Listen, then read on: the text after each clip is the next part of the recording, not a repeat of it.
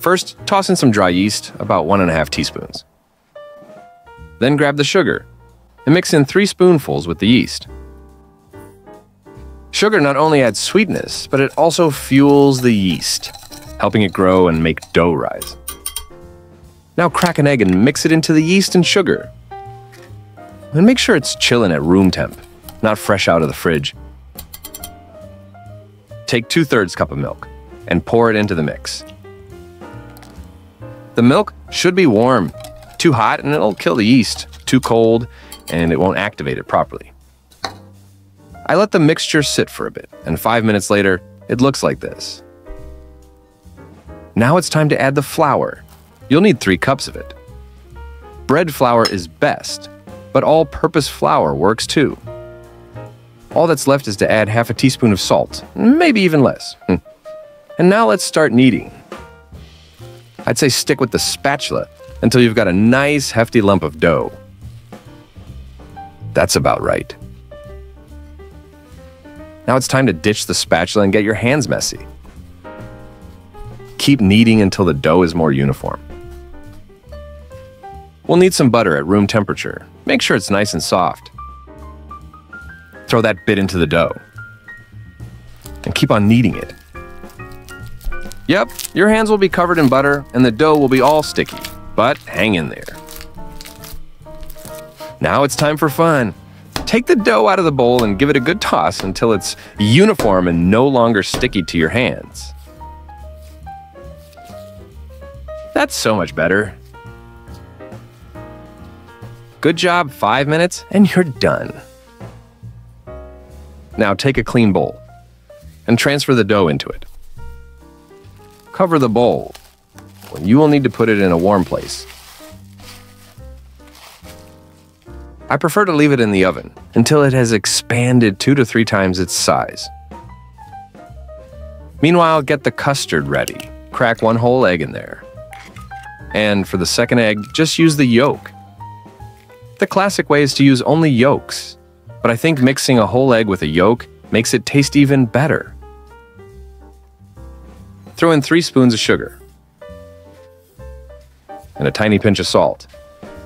I'm a fan of cream that's just a little sweet, so I tossed in 3 spoonfuls. If you're into that sugar rush, go wild with 4 or even 5 spoons. Next, toss in a tablespoon of flour. I'm all about cake flour, but you can totally roll with all-purpose or cornstarch if that's what you've got.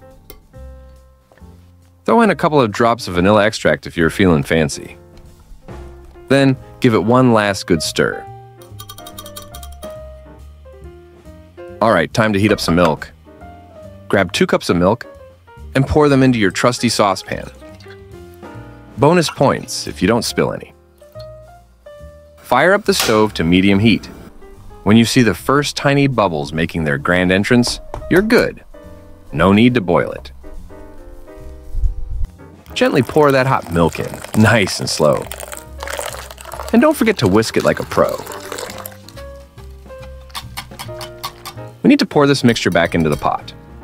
But first, make sure the pot is totally clean. You can either wash it or grab a different one. Now take the mixture and pour it into the pot. Keep stirring the mixture non-stop while cooking it on low heat. It'll start to thicken up slowly. Cook it until it's got that pudding-like vibe, but make sure it doesn't boil. Pour the custard into a separate container, ideally one that's been chilling in the freezer to cool things down quickly. Cover tightly with cling film. It helps prevent a skin from forming on the surface as it cools. Let it cool a bit and then pop it in the fridge for at least 30 minutes. Alright, time to wrangle that dough. It's grown like it's on steroids. We need to deflate it a bit. Let's give it a good, hearty squeeze to let some of that extra puffiness out. It'll be back to its cozy, manageable self in no time. Okay, so now we're breaking down the dough into smaller chunks. I usually cut mine into 8 pieces. If you've got a scale handy, it's super handy here. Each piece should be roughly 75 grams. Next, shape those pieces into dough balls. Press and shape the dough with your fingers. Then gently roll it between your palms to form a round shape. If you're aiming for that classic donut-style hole in the middle, grab a pastry bag nozzle. If you don't have one, you can poke a hole with your finger or skip the hole entirely. It'll make filling with custard even easier. Stick the donuts on a baking sheet. I'm going to show you 2 ways to prep them, so just use half of the donuts for now. Cover them with plastic wrap or a paper towel and let them sit for 20 minutes to rise. Do the same with the other 4 donuts. In the meantime, let's wrap up the custard. Dump in half a cup of heavy cream. And start whipping it on low speed.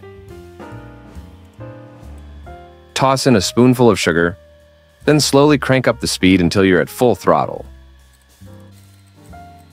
Cream is whipped when it's fluffy, holds soft peaks, and has thickened up. Alright, time to rescue this custard from its chilly prison. It's gone from wobbly jelly to a solid little block of awesomeness. Dump the custard into the whipped cream. It's great on its own, but even better together. Now mix it all up good. I use a mixer, but you can totally do it by hand if you want. It's not too tough.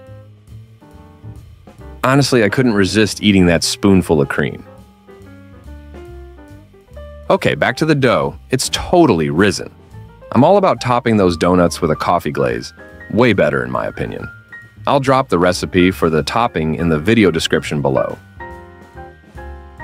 Pop those donuts into the preheated oven and let them bake for about 18 minutes. While some donuts are lounging in the sauna, let's fry the rest. Just fill the pan with oil up to about 1 inch. Turn the stove to low and let the oil warm up for a few minutes. Then grab those remaining donuts, they're probably super bored by now, and toss them in the oil. If you're tossing donuts in by hand, careful, the oil's hot. I've checked. One lonely donut didn't make the cut, so it's gonna have to wait its turn. I'll give it a solo frying session later. Alright, so after about 5 to 7 minutes, flip those donuts. They should turn a lovely golden brown. Just keep an eye on them. If the oil's too hot, or you leave them too long, you might end up with burnt donuts. After another 5 minutes, go ahead and take the donuts out of the pan. Pop those donuts onto a paper towel to soak up the extra oil. And then slap another paper towel on top and press to soak up more oil. Snag a donut and roll it in sugar or powdered sugar. Yeah, I know sugar isn't health food, but let's live a little. Then jam the stick into the donut to make a hole. This is where the custard will go. Alright, time to add the custard. Fill up the pastry bag and get to work. If there's no pastry bag handy, just use a regular bag with a cut corner. Next, poke the edge of the pastry bag into the hole and start filling that donut with custard. Give the bag a gentle squeeze to make sure the custard fills it up nicely. I recommend waiting to eat the donuts so the custard has time to soak in. You can even make a second hole in the donuts to spread the custard around more evenly. After some time, the donuts had soaked up the cream, turning tender and bursting with flavor in every bite. Oh, I almost forgot about the donuts in the oven. I think I left them in the oven too long. They cracked a bit and puffed up so much that the hole in the middle is totally gone. But that's okay. I loaded them up with cream just like those fried donuts. But honestly, these tasted even better. The coffee topping gives it a tasty crust that goes perfectly with the soft, fluffy donut. Thanks for watching.